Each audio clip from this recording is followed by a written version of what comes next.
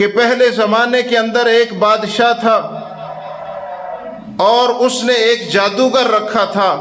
وہ جادوگری کرتا تھا، کہانت کرتا تھا، اس بنیاد پر اس کی بادشاہت بھی چل رہی تھی. ایک دن وہ جادوگر کہنے لگا انظروا لی غلاما فہما، مجھے آپ ایک بچہ دیں، میں بوڑھا ہو چکا ہوں، آپ مجھے ایک فہم و فراست والا بچہ دیں جس کو میں جادو کا علم سکھا دوں. جادو کرنا بھی حرام ہے، کروانا بھی حرام ہے، اور اس پر ایمان رکھنا بھی حرام ہے. لیکن اس بندے کو دیکھیں کتنا فکر ہے اس جادوگر کو کہ جو علم میرے پاس ہے یہ پیچھے نہ رہ جائے، میں آگے کسی کو ٹرانسفر کر دوں. کیا آج یہ تڑپ ہم بھی رکھتے ہیں کہ جس کے پاس ایک آیت حدیث موجود ہو وہ بھی کیا یہ تڑپ رکھتا ہے کہ یہ میرے سینے میں ہی دفن نہ ہو جائے، میں بھی کسی کو آگے یہ کتاب و سنت کا نور ٹرانسفر کروں، میں بھی آگے کسی کو بتلا دوں.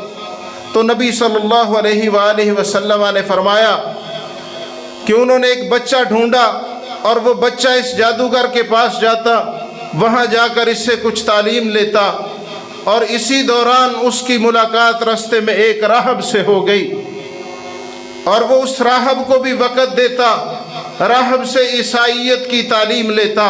یہ رسول اللہ صلی اللہ علیہ وسلم کی بعثت سے پہلے کا معاملہ ہے.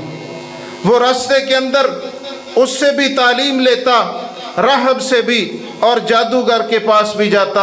اور صحیح مسلم کے اندر یہ الفاظ ہیں، اسے یہ خطرہ پیدا ہوا کہ جادوگر ڈانٹے گا یا مجھے گھر والے ڈانٹیں گے.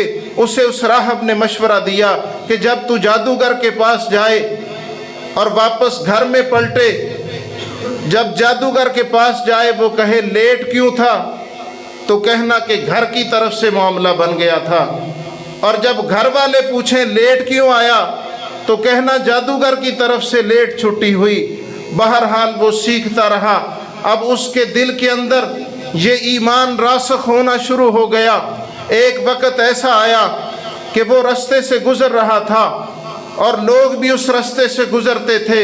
راستے کے اندر حدیث میں الفاظ ہیں دابۃ عظیمہ، کوئی بہت بڑا جانور بیٹھا تھا، سانپ یا شیر، یہ تشریحی الفاظ ہیں.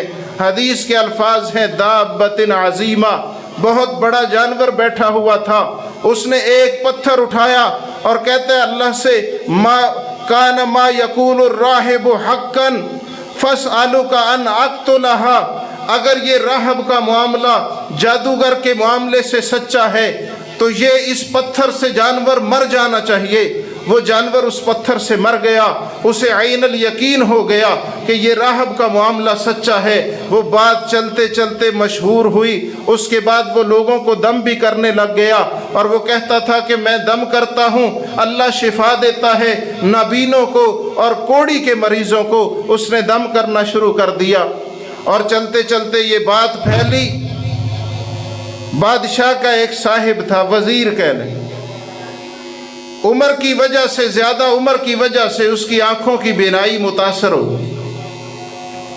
وہ تحفے لے کر اس کے پاس آیا اور کہتا اگر تو میری آنکھیں ٹھیک کر دے تو میں تجھے اتنا مال و زر دوں.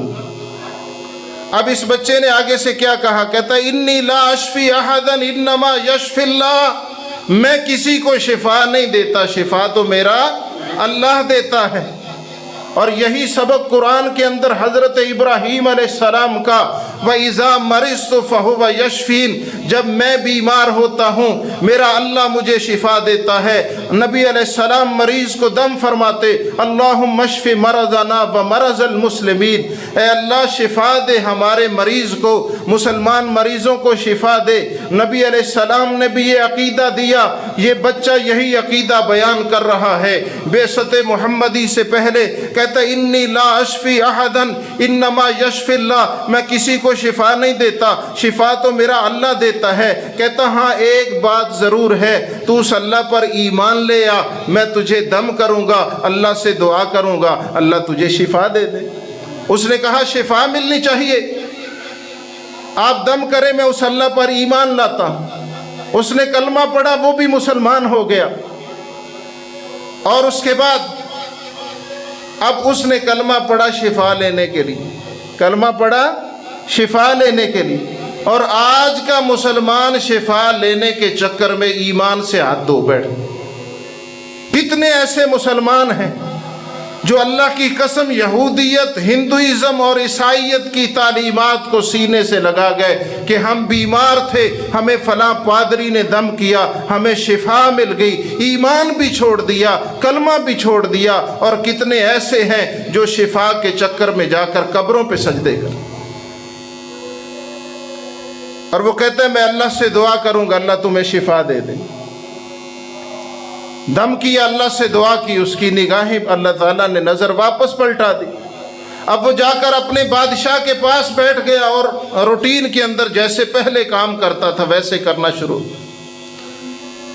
अब ये जो राहब था इसको पता चला कि ये बच्चा दम करता और ये मामला इसके साथ हुआ। कहता अब तो मुझसे अफजल है।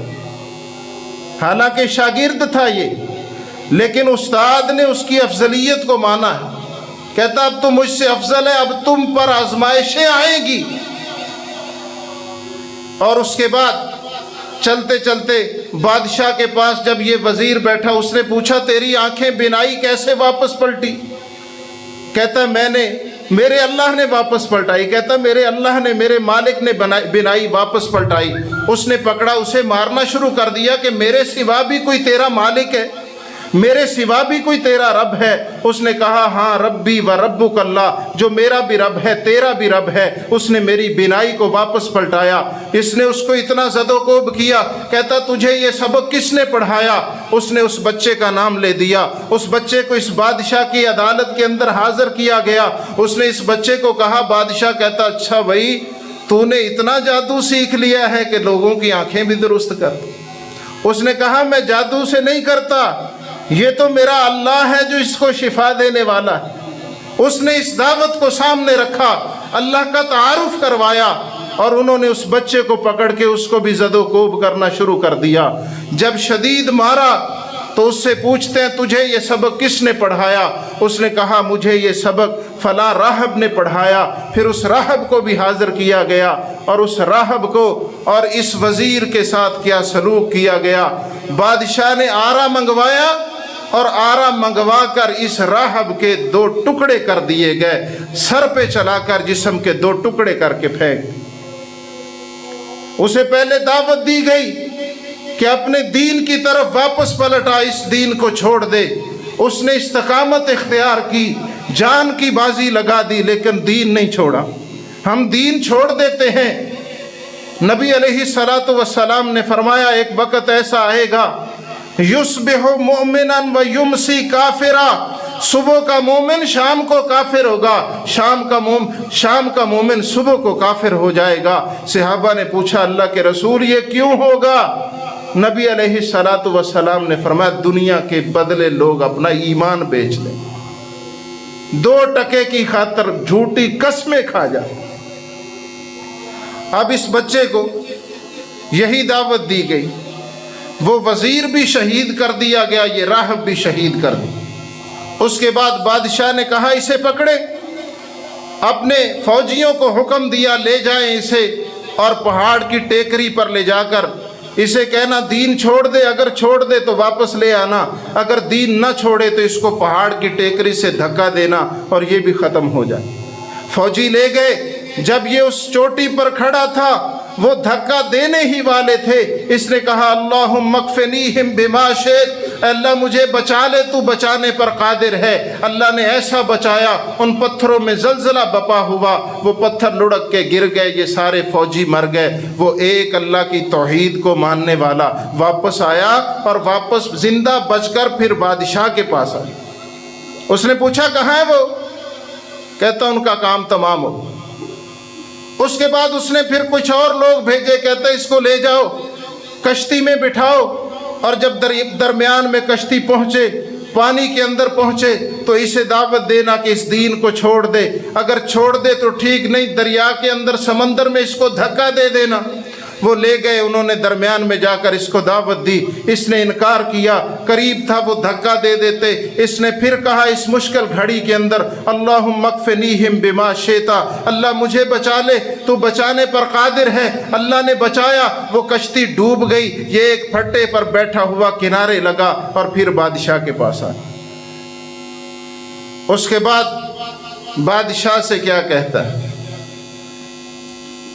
اس کے بعد بادشاہ سے کیا کہتا ہے, کہتا ہے کہ بادشاہ اگر تو مجھے قتل کرنا چاہتا ہے, اگر تو مجھے قتل کرنا چاہتا ہے تو اس کا ایک حل ہے, مجمع اکٹھا کر, مجمع اکٹھا کرنے کے بعد